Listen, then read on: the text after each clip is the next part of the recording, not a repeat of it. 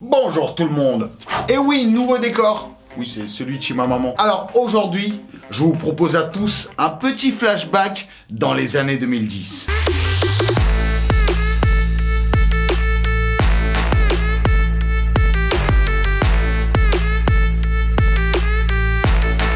Mais attention là, parce que je vous vois venir déjà. Je suis pas en train de dire que le rap c'était mieux avant. On va parler en gros des sons qu'on écoutait en 2010, donc sur une période entre 2005 et 2015 à peu près. Et je peux vous assurer que le rap c'était pas mieux avant. On appelle même cette période la période maudite du rap français. Et dans cette vidéo on va voir pourquoi. Et on va voir aussi comment, en faisant un parallèle avec le rap du passé, on peut prédire le rap du futur. L'histoire n'est qu'un cercle. Ah oui, Fianso, il a tout compris. Commentez à chaque fois que vous reconnaissez un artiste dont je vais parler et donnez-moi aussi des blagues des artistes que vous écoutiez à l'époque. Enfin, si vous avez l'âge d'écouter du rap. Alors dites-moi, est-ce que vous êtes prêts à voyager dans le temps? Alors, c'est parti. Le rap français en 2010. Mais avant de voir comment était le rap en 2010, voyons d'abord comment étaient les rappeurs actuels en 2010.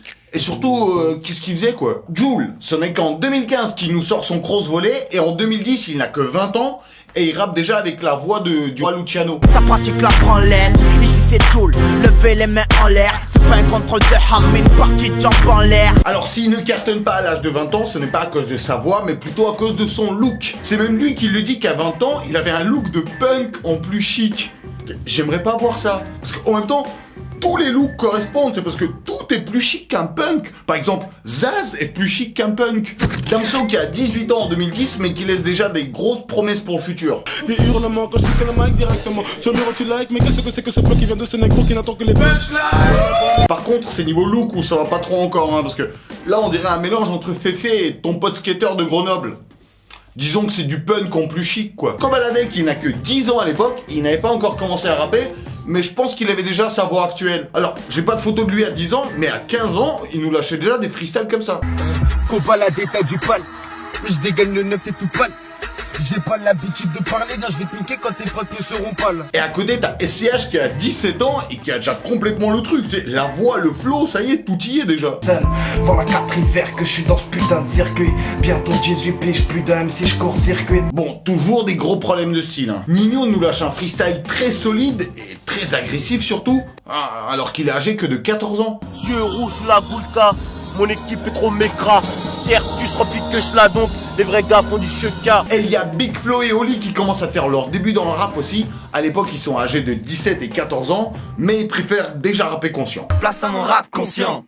Créer du neuf tout en respectant les anciens. Imposé de savoir, mais c'est pas grave de ce tas de scars là. Ils crachent sur le hip-hop, certains regrettent ses valeurs. Comment ils font super gamin à l'époque. Après, en même temps, c'est normal, tu vois, c'était à l'ancienne. Mais quand tu compares avec SCH et Nino qui avaient le même âge à la même période, tu te dis c'est pas le même type de choc à pic qu'ils mangeaient le matin. Après, moi j'ai pas trop le droit de parler parce que moi en 2010, je faisais déjà le buzz aux côtés du Naked Cowboy en plein Times Square. Ouais, en slip. Toi d'ailleurs dans les commentaires, pour vous situer un peu, tu faisais quoi en 2010? Enfin, le truc marquant de cette année. Ça se trouve, il y en a certains, ils étaient même pas nés, C'est Few Molotov. Et parmi tous ces jeunes pleins d'espoir, il y avait des mecs qui étaient en place depuis quelques années déjà. Et je voulais commencer avec Few, Rusko Molotov, Sénégalotov. Je me présente Molotov, undercover, c'est Few. C'est sorti en 2008, mais en 2010, ça tournait encore dans toutes les boîtes de France. Ouais, du son ghetto, mais qui passait en boîte. Il avait beaucoup de succès à l'époque. Et surtout, un accent russe. C'est Ruskov, Sénégalotov. Et comme vous, au début, je croyais qu'il était russe, moi aussi. Ou alors, moitié-moitié. Ou alors, il avait vécu là-bas, ou il a fait un séjour linguistique. Oui, parce que s'il y a un truc que j'ai appris en France, c'est que plein d'Africains parlent russe. Je vous jure, depuis que je suis à Paris, je crois que j'ai plus parlé russe avec des Africains qu'avec des vrais Russes. Les gens autour, ils hallucinent toujours. T'es en mode... Mais quelle langue ils parlent tous les deux? En tout cas, pour ces Few, j'ai pas eu la réponse tout de suite.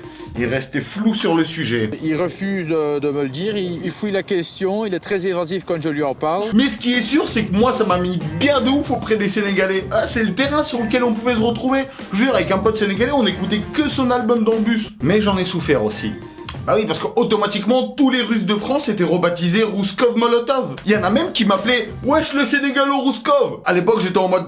Laissez-moi devenir français déjà et après on voit. Puis après, à travers les interviews, j'ai découvert qu'il était pas du tout russe. C'est juste un délire de grosse voix comme ça, tu sais, d'accent russe agressif et de crédibilité. Et en plus, il trouvait des similitudes entre le Sénégal et la Russie au niveau de la situation géopolitique, par exemple. Oh, en fait, j'ai compris. Russe, ça veut dire bourrin, en fait, c'est tout, hein. Tu sais, après la street cred, voici la country cred. I am gonna take my horses to the old town road. Non, mais ce que je veux dire, c'est que si tu viens d'un pays comme la Russie, forcément, ça t'ajoute de la crédibilité. Et en même temps, t'as envie de lui dire, mec, t'es sénégalais, pas la peine d'en faire trop, tu vas aller où comme ça? Je suis sénégalo-rouskov, bolivien, coréen du Nord. Je galère. En même temps, je le comprends, hein, ça n'aurait pas donné la même chose s'il s'était appelé par exemple sénégalo-danois. Ah oui, il était connu pour ça aussi, ses innombrables gimmicks sonores. Ça fait 93 pour 94 en France. Ça fait... Donc au final, il est pas du tout russe. Et donc du coup, genre, moi je suis autant sénégalo-rouskov que Sefiu en fait. Et même s'il l'a fait assez instinctivement, Sefiu venait de se créer un clout. Alors je veux pas tomber sur les prix Goncourt du vocabulaire rap. Moi ce que j'appelle le clout, c'est la chose indispensable pour tout rappeur aujourd'hui, c'est une légende autour de son blaze. Et je pense que ça a accentué son succès, le fait qu'on en parlait, on se posait des questions sur lui. Et son clout était d'autant plus mystérieux par le fait qu'on voyait pas non plus son visage. Premier rappeur à visage masqué. Ah ouais, il cachait bien son jeu, mais il cachait encore mieux son visage. En fait, il avait toujours une casquette baissée comme ça, qui lui cachait genre la moitié de son visage. Ouais, du coup, t'arrivais pas à le reconnaître et t'avais toujours envie de le regarder en contre-plongée. Allez, montre ton visage. Mon fou, je vais te cramer. Et il y a forcément une raison à ce look. Moi au début je me disais, obligé c'est une anti-sèche, il cache son texte sur la visière. Attends, c'est quoi le texte déjà?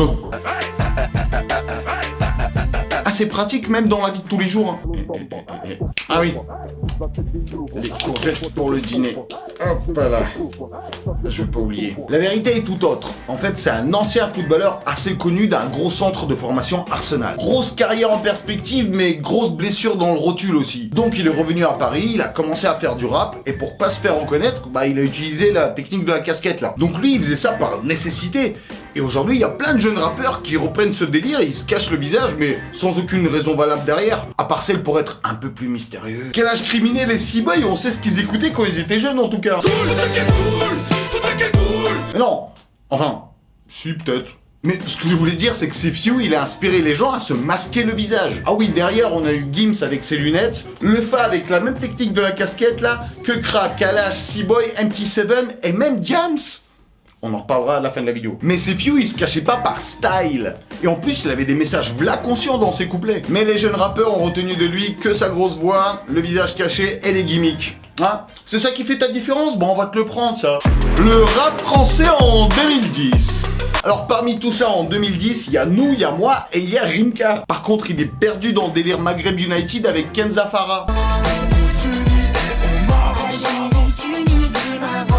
Et oui, ce refrain super poussif a vraiment existé. Karis, à l'époque déjà âgé de 30 ans, alors il n'a pas encore la barbe, mais il a déjà les muscles. Donc là, c'est devant chez moi, c'est vraiment ici que j'habite. Ouais. Comme je te disais tout à l'heure, il y a des mecs qui peuvent plus faire des interviews chez eux, tu vois. Lui, je vous jure, si un jour il a besoin de se faire incognito, au contraire, il a juste besoin de se raser. Et bien sûr, la section d'assaut qui cartonne avec la sortie de leur album L'école des points vitaux. Il redonne un peu d'espoir dans le rap technique à l'époque et il cartonne avec des tubes comme Casquette à l'envers. J'ai fait un rêve, j'ai vu la terre belle ronde avec une skate K.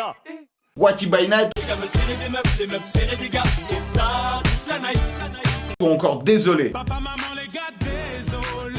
Je ressens comme une envie de m'isoler. Moi, je suis même parti les voir en concert. Voici le ticket. À l'époque, c'était mieux que les Magic System. Hein. Clash, Booba, contre La Fouine, contre Rof. Bien sûr, un des événements les plus marquants de la 2010e décennie, c'est le clash entre la sainte trinité de Booba, Rof, La Fouine. C'est un très bon exemple à analyser, surtout que les trois rappeurs existent encore aujourd'hui.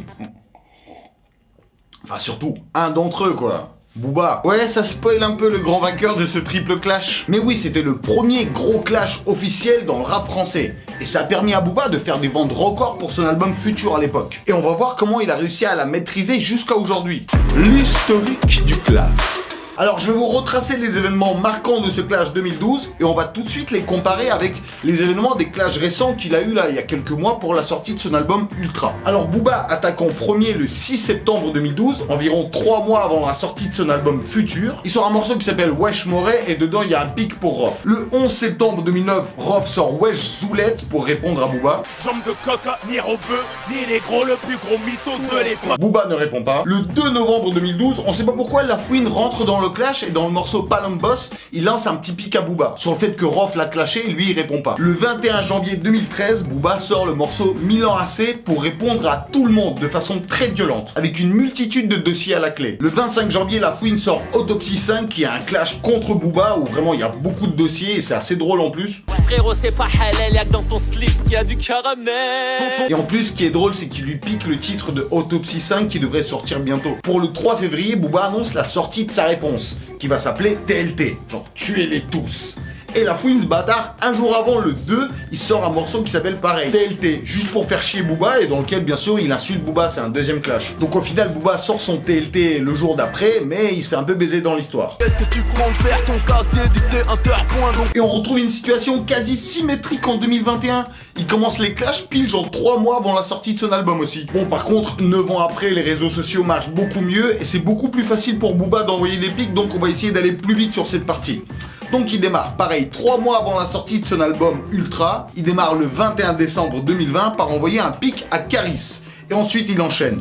Le 22 c'est Gims, le 26 Black M, le 30 Rof, le 5 janvier Squeezie et Mr V qui continuent à prendre cher jusqu'au 6 janvier, ensuite le 7 Caris, le 8 Gims, le 9 Mr V à nouveau, le 10 Rof, le 14 Damso, le 15 Damso, le 25 DJ Snake, le 30 La Fouine. Après il y a eu contre Skyrock, il y a eu Mehdi le journaliste, là franchement moi à un moment donné je commence à être perdu. Le bilan. À l'issue du clash de 2012, il est difficile de déclarer un vainqueur directement. Bon, en tout cas, c'est sûr que c'est pas Rof, mais c'est vrai que La Fouine a pris beaucoup de sympathie du public. Il a fait beaucoup plus de vues. Mais comme je vous ai dit, Booba, il sort son album Futur dans l'histoire et il fait le meilleur démarrage de sa carrière. Du coup, il est directement propulsé en top 1 de toutes les ventes. Mais après les clashs, il y a quand même une grande partie de son public qui est déçu de lui, qui a l'impression qu'il s'est fait bouffer. Et il s'est passé exactement la même chose pour le clash de 2021 là. C'est vrai que les gens avaient l'impression qu'il a perdu dans Tweet Clash et que ça y est, c'est la fin de sa carrière. Et là, le lynchage a démarré. J'ai jamais vu autant de violence pour un artiste qui cartonne depuis 25 ans. Et je suis sûr qu'à peine un mois après, c'est les mêmes personnes qui ont propulsé son album en top 1 des ventes. Ah ouais, rebelote, c'est incroyable. Il a même réussi à battre son record de 2012. 35 000 ventes physiques la première semaine pour Futur et 36 000 en équivalent stream pour Ultra. Si c'est pas une recette qui fonctionne ça, on dirait que Booba il utilise la technique de Andy Kaufman. Je sais pas si vous connaissez mais c'est un humoriste américain très connu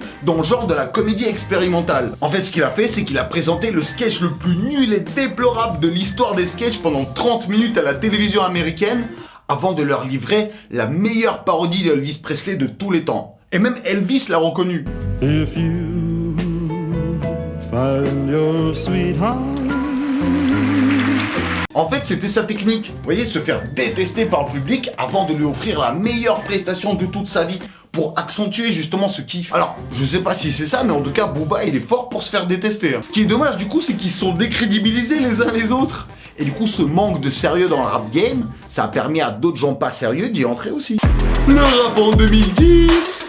On a eu le droit à une explosion du rap comique en 2010. Enfin, peut-être que à la base, il voulait pas faire comique, mais je vous jure que ça l'est. Alors on a eu le droit à PZK, attention à ne pas confondre avec PLK, j'avoue, les logos se ressemblent. Elles sont restées bien longtemps coincées dans ma tête, avec leur refrain qui explique ce que veulent les filles.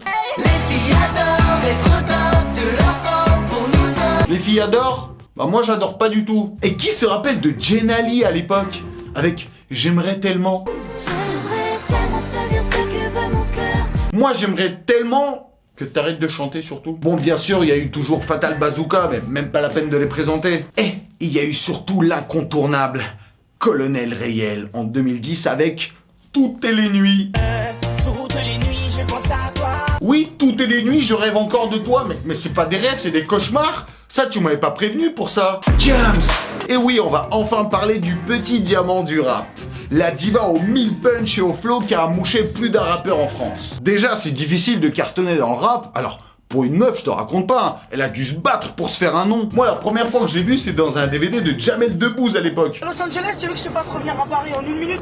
Ah non, ça m'intéresse pas. Si, je suis métis, mon manque de pierre. Et puis je rentre mal dans ma peau, manque de tendresse. Mais dans Ah ouais, elle a galéré depuis longtemps, hein. Mais par contre, elle n'a pas lâché le succès depuis son premier tube.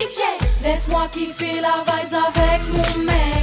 Ouais, tout le monde avait ce refrain dans la tête. C'est la femme qui a le plus vendu dans le rap français. Elle a été certifiée disque d'or, disque de platine et bien entendu disque de diamant. Bah oui, un diams en diams. En plus, elle profitait pas du tout juste de son physique ou elle se reposait pas sur des thèmes girly. Non, elle arrivait à cartonner avec des vrais textes de rap. Comme par exemple Boulette. On se rappelle tous du refrain.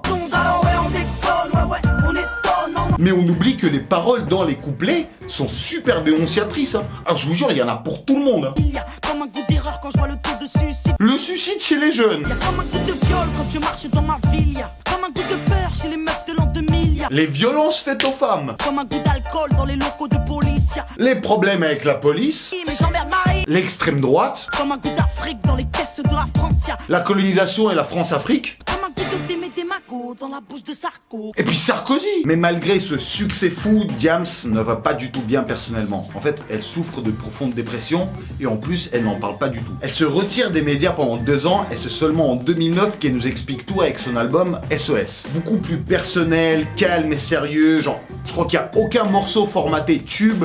Et du coup, les gens prennent ses problèmes vraiment plus au sérieux. Ah ouais, pas facile d'annoncer un truc comme ça publiquement. Surtout que Diams, elle, dans la foulée, elle parle de sa conversion à l'islam, ce qui lui a permis de retrouver le bonheur dans sa vie en fait. Et jusqu'à aujourd'hui, Diams vit ainsi en retrait du show business, parce qu'elle en a été dégoûtée. Et on se demande bien pourquoi, hein. Tu sais, la meuf, ça fait 10 ans qu'elle nous parle de ses problèmes, de problèmes de sa génération, et nous, on est là en mode, ouais, c'est ça, la boulette, génération non. Bah non, fallait l'écouter. Et puis même de tous les problèmes qu'elle a soulevés dans son morceau, y a rien qui a changé aujourd'hui. C'est même jamais aussi actuel que maintenant. Regardez, suicide chez les jeunes, avec le confinement, mais c'est encore pire. Tu sais, violence faite aux femmes, mais tous les jours ça continue d'arriver, ça va durer combien de temps? Problème avec la police, avec toutes les manifs qu'on a eues là, l'extrême droite pour les prochaines élections, les rancœurs de colonisation de France-Afrique, c'est toujours d'actualité. Et puis Sarkozy. Même 10 ans après, il n'y a rien qui a changé. Donc forcément, ça doit dégoûter quand t'as un vrai talent et une sensibilité d'artiste. Ça me fait penser à une légende sur un petit prince qui s'est fait capturer par une sorcière. Elle l'a enfermé dans une tour, elle a enlevé la possession de sa voix. Tout ce qui lui restait, c'est sa couronne magique, avec laquelle il cognait tous les jours contre les barreaux de cette prison pour que les gens entendent le bruit et viennent le délivrer. Et la couronne magique faisait un bruit magnifique qui résonnait dans tout le royaume. Tous les habitants étaient fascinés, enchantés par la beauté de ce son. Ils se disaient « Ah, écoute ce nouveau bruit, comment il est joli !» Donc tout le royaume kiffait tous les jours ces bruits magiques.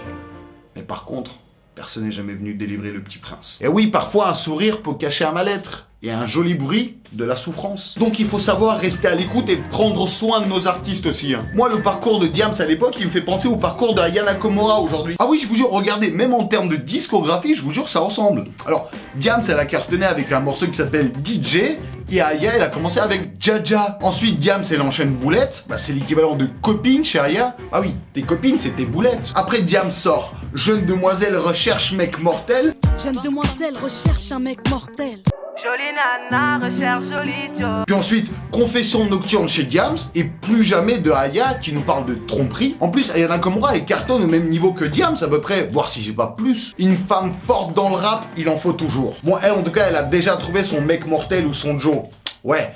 Elle a la chance d'être en couple avec un russe. Non mais moi je suis super content pour eux, hein. Vraiment, je leur souhaite la plus longue vie ensemble possible. Mais bon, Aya, s'il y a quelque chose qui va pas, je m'appelle. Moi je suis Sénégalo-Rouskov si tu veux. Conclusion. Alors, pourquoi on appelle cette période la période maudite du rap français? Pour moi on a vu plusieurs explications à travers cette vidéo. C'est comme si pendant cette période le rap a trouvé le filon pour faire des succès commerciaux, mais il l'utilise encore mal. Ou il y a certains rappeurs qui veulent pas en abuser non plus. Tu vois, comme par exemple ceux qui laissent des couplets assez conscients avec des refrains dansants. D'autres se sont perdus à courir les 2 lièvres à la fois, du coup ils ont perdu leur crédibilité. Des rappeurs humoristiques se sont mélangés à tout ça, du coup l'auditeur à l'époque il est perdu. L'amateur du rap boom bap conscient tard les années 90, il trouve tout ça beaucoup trop commercial. Et l'amateur du rap quinri, genre pump it up, celui qui est habitué au tube, il aime pas non plus forcément parce qu'il trouve ça beaucoup trop franchouillard, en tout cas pas assez bling bling. Donc la moitié moitié des rappeurs vont tomber dans l'oubli sans avoir réussi à transformer leur succès, d'autres dépriment ou se réorientent professionnellement, et la moitié qui a continué ont dû s'adapter et se mélanger à la nouvelle génération. La nouvelle génération qui a en fait piqué quelques éléments aux anciens rappeurs pour mieux cartonner, a mélangé ça avec leur fraîcheur. C'est celle qui sort le plus de tubes et celle qui est le plus écoutée dans le monde entier. Donc on pourrait se dire que, ça y est, le rap a enfin gagné, c'est bon.